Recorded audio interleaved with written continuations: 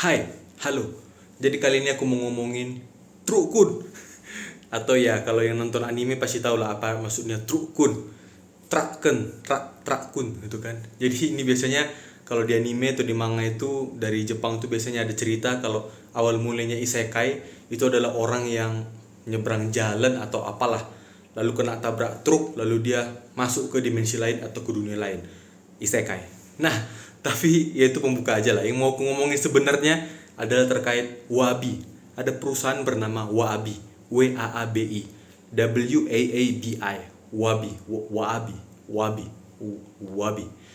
Nah, jadi ini perusahaan yang fokusnya itu adalah untuk gimana caranya supaya truk itu yang biasanya ngangkut barang ya, truk, mobil truk, truk truk barang lebih tepatnya itu bisa otomatis, bisa self driving, bisa secara otomatis mengendari dirinya sendiri tanpa supir truk, tanpa driverless, tanpa pengemudi truk sama sekali di truk tersebut. Nah, jadi ada beberapa hal yang aku mau bahas. Jadi sebenarnya aku amazed juga sama si founder atau sekalian CEO juga ya. Pokoknya keren lah dia, profesor juga, peneliti juga, dosen juga, pengajar juga, dan punya perusahaan Wabi ini juga, mendirikan perusahaan Wabi ini juga keren banget. Nah, satu hal yang mau aku bahas adalah hardware-nya. Jadi aku lihat di truk Wabi ini ada banyak sekali alat-alat yang dia gunakan, terutama sebagai sensor. Dan ya, namanya truk ya, jadi bodinya besar, ukurannya besar, dan kalau kita ngomongin energi juga iya, mesinnya besar juga gitu kan. Dan truk juga agak tinggi juga, secara dimensi tinggi ya, semua sih bukan cuma tinggi, lebar, panjang juga. Jadi kalau kita ngomongin mau buat hardware seperti radar atau lidar atau kamera, itu bisa bejibun-jibun, itu bisa banyak, itu bisa di berbagai lokasi, berbagai tempat, bisa dipasangin radar, lidar, kamera, sensor-sensor lainnya juga sangat-sangat bisa. Ya kan, jadi satu ya dia punya luas penampang yang besar, namanya juga truk, dan juga ya sumber energinya, powernya juga besar. Jadi bisa bermacam-macam sensor di situ. Jadi bisa safety. Berbeda dengan mobil pribadi, misalnya sedan atau coupe atau SUV aja gitu. Ya sebesar-besarnya SUV juga atau MPV gitu kan, apalagi sedan yang umumnya lebih pendek dan lebih kecil, itu mau nempelin hardware kan pasti mikir gitu. Bukan cuma faktor tempelin kamera, radar atau lidarnya di mana, tapi estetika juga gitu, estetika. Kalau ada mobil terus radarnya, lidarnya nonjol di mana-mana, besar-besar gitu, gede-gede, secara estetika kan bisa kalah dengan pesaing lainnya gitu. Jadi tuh terkait hardware di truk.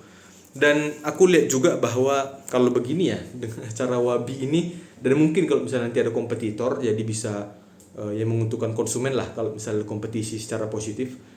Aku melihat bahwa kalau untuk truk itu mungkin otomatisasi, self driving atau driverless itu bisa tercapai duluan daripada elektrifikasinya. Beda dengan mobil sedan. Di mobil sedan ya, mobil pribadi lah, mobil pribadi, mobil penumpang, sedan, SUV, MPV gitu, kayaknya elektrifikasi mungkin bakalan duluan gitu kan, karena ya bodinya lebih kecil, jadi dayanya juga lebih kecil juga dibutuhkan. Dan kalau di perkotaan ya berarti charger listriknya ada banyak. Tapi kalau kita ngomongin truk kan berat dan juga harus kuat kan, narik beban, ngangkat beban, kargo misalnya kan, itu truk bisa 10 ton, 2 ton beratnya, panjangnya bisa 10 meter, 12 meter.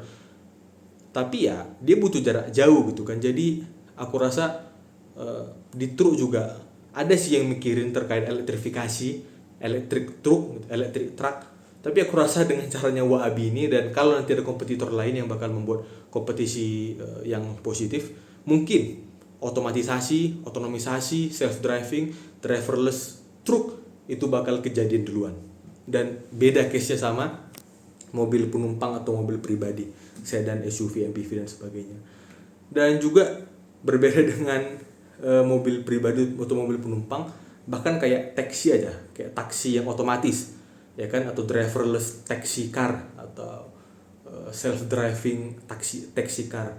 Kalau kita ngomongin truk yang bawa barang gitu kan, terus dia jalannya antar kota atau antar provinsi, aku rasa lebih bermakna dan bisa lebih banyak multi driver yang dari jarak jauhnya. Remote drivernya, driver dari jarak jauhnya yang mungkin ada satu ruangan baru ada layar banyak, ada 10 truk, ada 12 truk, 20 truk, 30 truk. Terus ada semacam driver virtualnya atau driver mayanya dari jarak jauh, dari remote ngontrol dari suatu ruangan. Itu mungkin bisa banyak truknya, satu orang aja ngontrol dari markas lah, dari sebuah ruangan dari jarak jauh. Dan ya dia turun tangan kalau misalnya ada sesuatu hal yang urgent aja atau bahaya aja, atau misalnya suatu hal yang gak kompleks.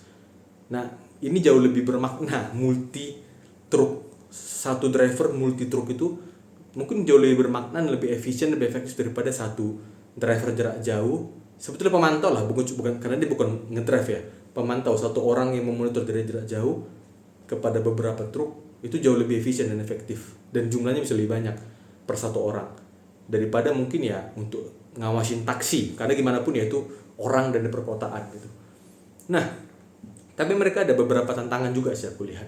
Nah pertama itu scaling. Jadi kalau mereka mau mengskalakan, memperbesar operasi mereka, memperluas operasi mereka, ya pasti mereka tetap saja itu bergantung pada infrastruktur, dan infrastruktur juga harus ekstensif, dan ini kan sifatnya kan eksternal gitu. Maksudnya ya infrastruktur internet, infrastruktur mungkin untuk kelistrikan juga ya kan, atau ya infrastruktur internet lah, terutama internet, komputer yang baik yang di truknya maupun yang di markasnya itu sangat-sangat ekstensif, dan beberapa itu sifatnya eksternal gitu kan, seperti listrik atau internet itu kan sifatnya eksternal. Apakah bisa si Waabi itu mempengaruhi supaya di suatu kota atau suatu provinsi tingkatkanlah internetnya atau apa, ya kurang tahu. Dan juga ya infrastruktur yang mungkin sebatas di jalan lah, di jalan itu ada marka-marka jalan atau enggak, itu kan sangat-sangat mempengaruhi efektivitas dari sebuah mobil yang pakai sensor, karena dia di atasnya, di dalamnya itu enggak ada pengemudi manusia gitu, enggak ada manusia pengemudi. Jadi ya itu infrastruktur yang sifatnya eksternal juga gitu, dan seberapa jauh mereka bisa mempengaruhi ya itu kurang tahu juga. Tapi tantangan baru pasti ya regulatory atau rules atau peraturan-peraturan yang mereka harus comply juga gitu kan, harus patuhi juga. Dan ini kan membuka ranah baru juga dari segi hukum atau peraturan atau undang-undang atau aturan gitu kan. Gimana ini kalau misalnya truknya ini katakanlah melanggar lampu merah, siapa yang dihukum gitu kan? Karena kan dalamnya nggak ada orang gitu kan. Dan juga ya terkait safety lah, aku rasa pasti mereka masih butuh continuous improvement kepada AI-nya mereka. Jadi kecerdasan buatan mereka pasti selalu masih perlu pasti di improve, ditingkatkan terus menerus. Tapi juga ya gara-gara dari jarak jauh pakai AI, pakai komputer, software, dan di internet, pasti kita ngomongin risiko cyber security, keamanan cyber. Gimana kalau dihack gitu kan? Ya, itu pertanyaan juga gitu. Sedangkan kalau misalnya sama sekali nggak ada jaringan, apakah dia bisa full auto 100% gitu kan? Itu pertanyaan juga. Lalu seberapa efisien gitu? Ya kalau berlapis-lapis atau bertumpuk-tumpuk softwarenya atau hardwarenya supaya efektif, ya takutnya kan nggak efisien gitu. Efektif sangat, tapi apakah efisien kan itu.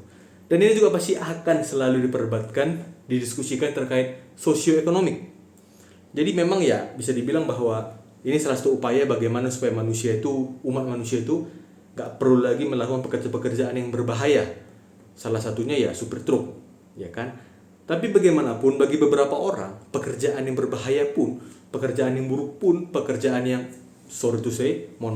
pekerjaan yang kadang gak sebanding resiko tingginya dengan rendahnya upahnya, itu masih lebih mending daripada gak ada kerja sama sekali. Jadi itu pasti akan dibahas. Dan perusahaan-perusahaan seperti apa yang bakal bisa memakai teknologi si Waabi ini? Perusahaan-perusahaan yang kaya saja kah? Yang banyak uang saja kah? Lalu yang lain gimana gitu? Dan ya gimana pun pasti ada faktor kepercayaan gitu. Seberapa percaya orang, karena gimana pun ini bobotnya bisa 10 ton, 15 ton, 20 ton loh, dan ini tanpa manusia di dalamnya. Ini pasti aspek kepercayaan publik itu sangat-sangat diperhitungkan. Dan gimana kalau kemalingannya? Truknya kan gak ada orang dalamnya. Terus gimana kalau kargonya hilang atau kemalingan? Itu gimana peraturannya, aturannya, hukumnya itu gimana? Ya itulah terkait Waabi. Well, gimana menurut kalian? Silakan tulis di kolom komentar.